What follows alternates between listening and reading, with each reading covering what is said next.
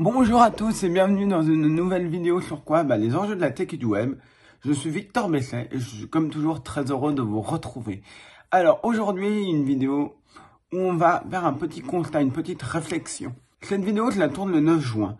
Pourquoi je la tourne le 9 juin 2024 et qu'elle va sortir normalement dans les jours à venir? Parce que par de mes vidéos, je les ai tournées plusieurs mois à l'avance. Parce que là, j'ai vu quelque chose sur Facebook et je me suis dit, ah tiens, c'est peut-être le moment de faire une vidéo sur le sujet. Vous le savez, je me mets sur mon Facebook pour avoir quelques exemples et vous allez comprendre pourquoi.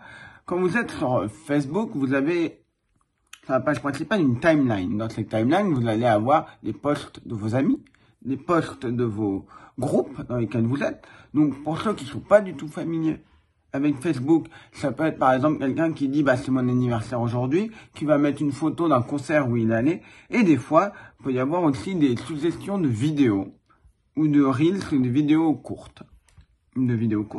Et enfin, on peut avoir aussi des suggestions. Qu'est-ce que c'est des suggestions? C'est des choses qui peuvent potentiellement vous plaire.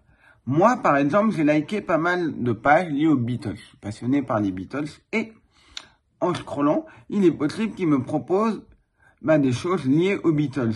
Par exemple, qu'est-ce que j'ai? Là, en face de moi, j'ai une suggestion. C'est le Rutal Fan Club. Qu'est-ce que c'est? Le Rutal Fan Club, c'est très simple. C'est un groupe de fans des Rutles. Les Rutles, c'est un groupe parodique des Beatles qui a été créé par un des Monty Python. Vous voyez là, je tombe là-dessus par hasard, je ne savais pas sur quoi j'allais tomber. Donc il y a un petit peu d'impro, c'est ça qui est rigolo. Qu'est-ce qu'on a d'autre? Une session sur Paris, donc des vieilles rues de Paris. Qu'est-ce qu'on a d'autre? Je ne sais pas pourquoi, on a une suggestion d'un diorama. Vous savez, c'est ces maquettes réduites d'un aéroport. Et je ne sais pas pourquoi. Et des fois, j'ai des BD aussi, comme Mafalda, puisque j'ai pas mal cliqué sur certaines BD, donc ils m'en proposent. À un moment, je préparais un cours pour des étudiants, et je clique sur 2-3 trucs de foot. C'était au moment de la Coupe du Monde de la dernière, et je clique sur 2-3 trucs parce qu'il y avait des choses intéressantes pour de la statistique, de la datavise. Après, j'étais envahi de trucs de foot. J'étais mais mon Dieu, au secours. Vous voyez un petit peu. Et je suis tombé sur une page, comme ça, par hasard, je suis tombé sur un post d'une page, une page qui publie toutes sortes de choses et qui est une page, je sais plus comment elle s'appelle, je crois que c'était Eric Clapton fan ou quelque chose comme ça. Donc, cette page publie une photo de Rod Stewart et d'Eric Clapton. Voilà, c'est Eric Clapton fan, je suis sur la page, et qu'est-ce que ça poste? Plein de photos d'Eric Clapton et Bob Dylan, et Phil Collins et Eric Clapton avec un chapeau de cowboy en train de jouer de la guitare, et une autre photo d'Eric Clapton, une autre photo d'Eric Clapton plus tardive. Il y a cette photo, je sais pas où nous trouver, d'Eric Clapton et de Rod Stewart. Et quand on regarde les commentaires, les gens disent c'est super, 2 icônes, 2 légendes, c'est génial. Sauf que cette photo qui est apparue dans ma timeline, je l'ai regardée et je me suis dit, il y a un truc bizarre, on dirait, de l'IA, de l'intelligence artificielle. Je vois que les visages ont l'air vraiment d'être un peu, peut-être patine de peinture qu'on reconnaît dans de l'IA, alors que c'est censé être une photo hyper réaliste. Et on reconnaît cette patine, la photo en plus c'est un petit bon.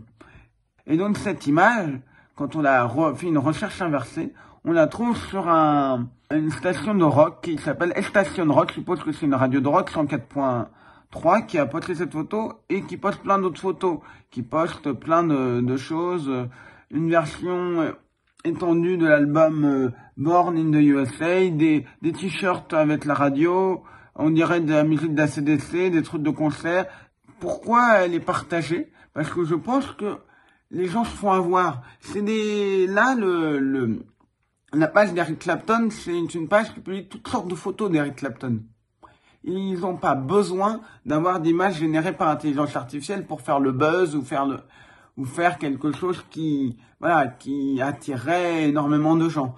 Faut pas oublier une chose, il y a certains pages ou certains comptes Twitter qui vont volontairement mettre des images générées par IA pour émouvoir, pour susciter une émotion et volontairement avoir du like, du retweet, selon évidemment les réseaux sociaux, du like, du retweet, plein de choses comme ça. Pourquoi? Parce qu'en fait, ça leur permet d'avoir une audience qui grossit et potentiellement, si c'est une page Facebook, de pourquoi pas la revendre. Deuxièmement, quand c'est un compte Twitter, de se faire certifier. On rappelle que maintenant, à ce jour, peut-être que ça changera dans quelques mois, on ne sait jamais, vous pouvez payer pour avoir la certification. Donc, il suffit tout simplement de payer pour avoir la certification. Et après, qu'est-ce qui se passe? C'est très simple. Vous pouvez, si vous avez un certain critère, un certain nombre, je crois, de followers et un certain nombre de vues par mois, gagner de l'argent. Donc, vous mettez du contenu qui émeut facilement. On avait vu une image, je dis parce que j'en ai parlé sur Twitter, une image d'un petit garçon où on vous disait, ce garçon à l'orphelinat, il fait des beaux dessins, et en fait, c'était de l'IA.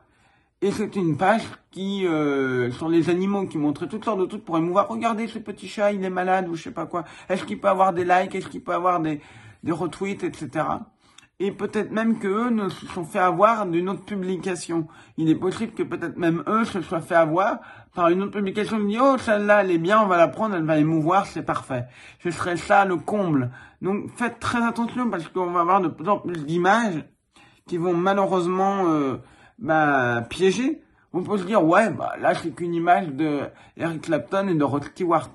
Ouais, mais si c'était une image politique qui montrerait, je sais pas, quel homme politique avec quel autre homme politique, là, ce serait peut-être plus embêtant. Ou même une page où on montre un petit enfant, on dit, oh, c'est un orphelin, alors que c'est une image générée par IA, et c'est dans le but de générer de l'audience. Là aussi, c'est problématique. Donc voilà, faites très attention à vous. On se retrouve normalement la semaine prochaine. Pourquoi? Une nouvelle vidéo sur les enjeux de la tech et du web.